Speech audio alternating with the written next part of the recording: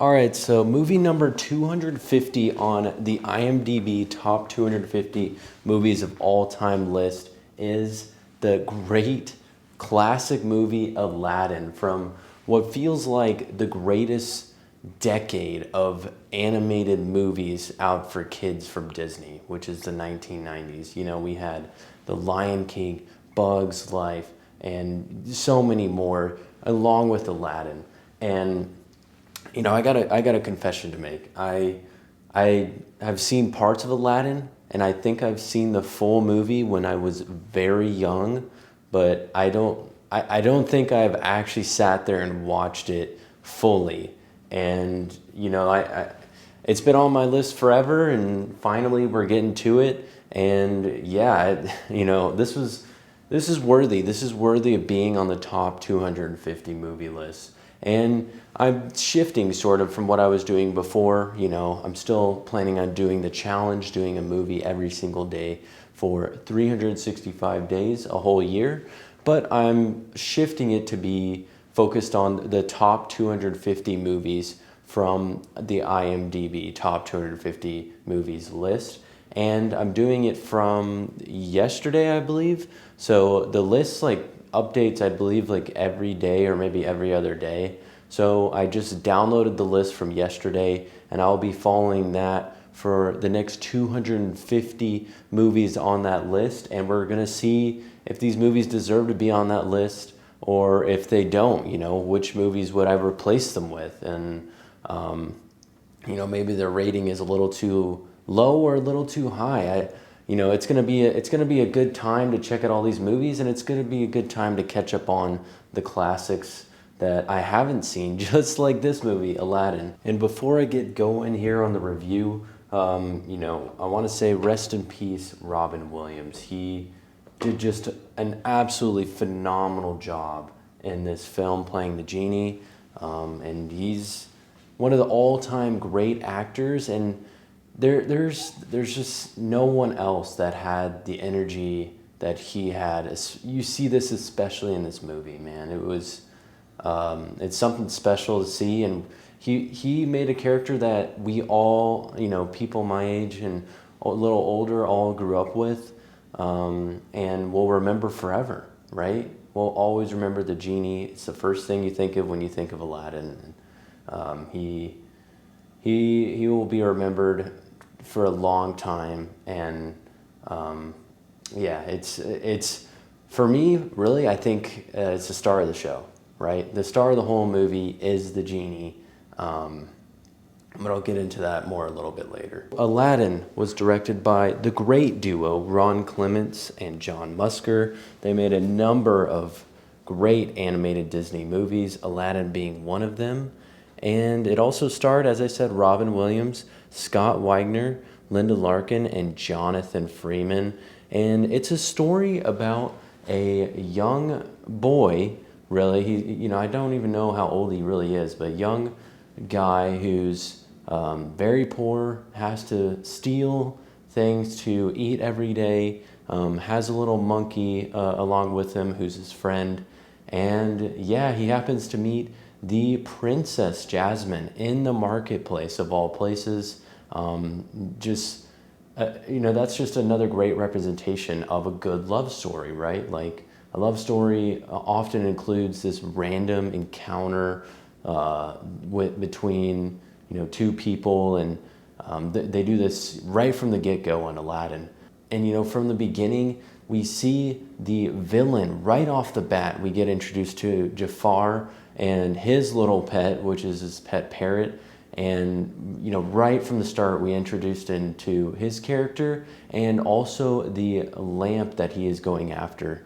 And from there, we meet Aladdin, and then, as I said, Aladdin and the princess. And you know, really in this first 10 minutes of the movie, the entire film is set up. And I think they did this extremely well.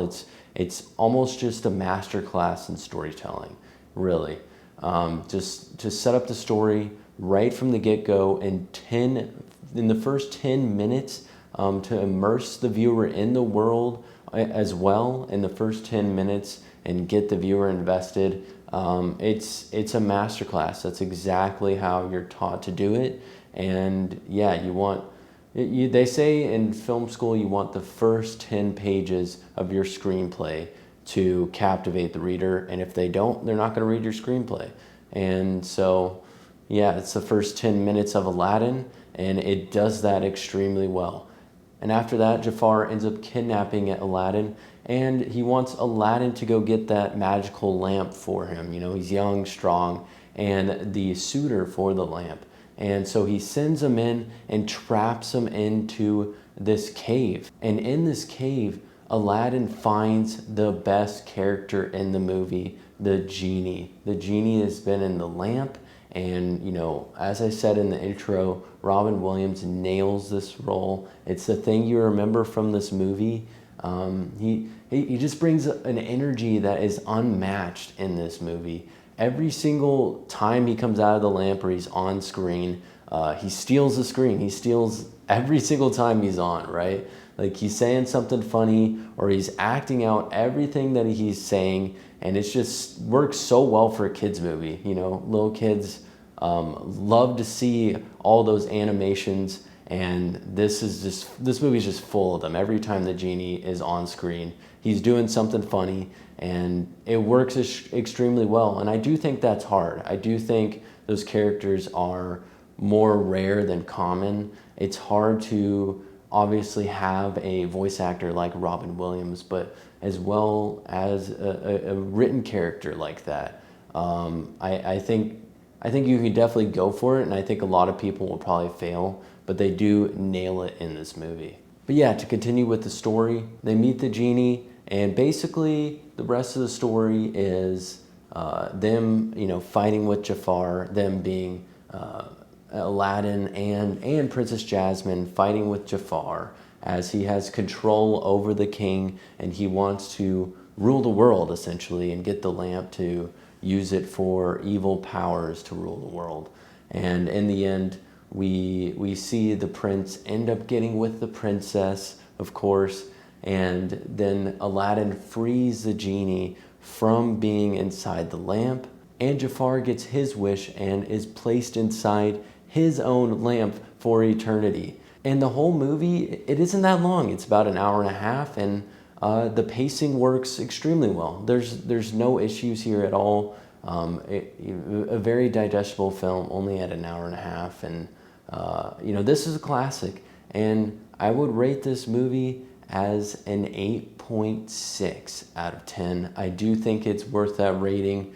You know, I think it's not like it doesn't relate to me the absolute most, so it doesn't get into the nines, but like I said, it's a masterclass of storytelling in many ways. The animation holds up in a lot of ways to this day. It's still a great watch that you can watch today. And the voice acting in this movie is great, especially Robin Williams. Maybe some of the other characters are a little weaker, less memorable, but the whole story really is what you remember, other than Robin Williams. The story is told in a very simple way, but in a way that captivates the viewer and immerses them into the world that Aladdin's in, and we can all easily follow the love story. And it has, you know, it has that typical climax near the end, right, where you don't know if they're going to get together. Jafar seems like he's going to get everything that he wants, and so you're on the edge of your seat, you know, wondering if they're going to get together. And of course, you know, they teach this as well. You want to have conflict, and you want to have that rising action, that climax towards the third act of the movie. And we have extreme conflict, that climax at the end of the movie, but it all ends up working out in the end. So for me, I would say this movie is an 8.6, and I think for a lot of people, it could be, you know, a 9. It could be in the 9s, and I could totally understand why. And I do think it deserves its spot on the top 250 list on IMDb. I don't know if the 250th place is where it belongs.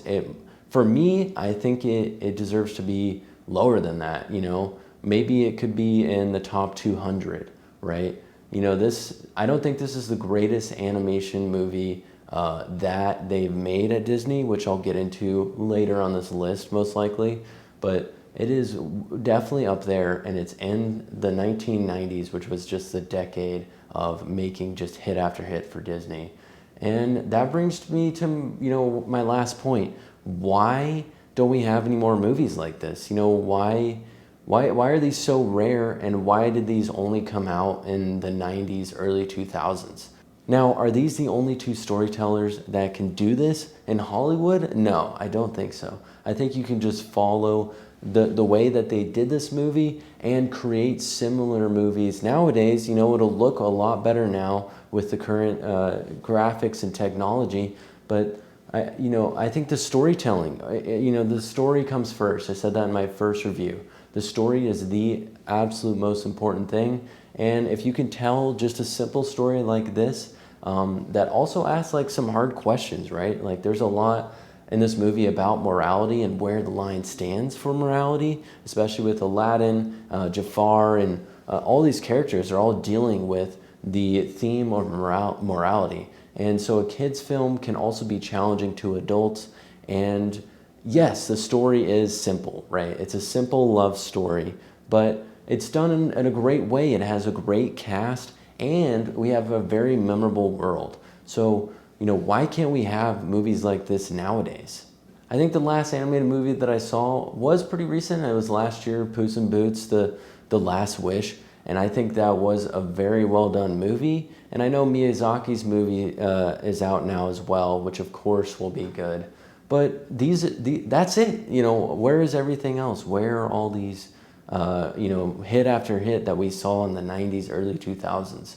I'd love to see a return to this style of storytelling. I think there's a big need for that, right? There's a big need for Pixar and Disney to come out with more movies like this, as we don't see too many of those nowadays. So that's my thoughts on this, and that's my thoughts on Aladdin and, really movies, animated Disney movies, and animated children's movies nowadays. Once again, I would rate this movie an 8.6 out of 10. Definitely deserves its spot on the top 250 movies list on IMDb. And of course, remember, it's just art dudes, and I will see you all tomorrow.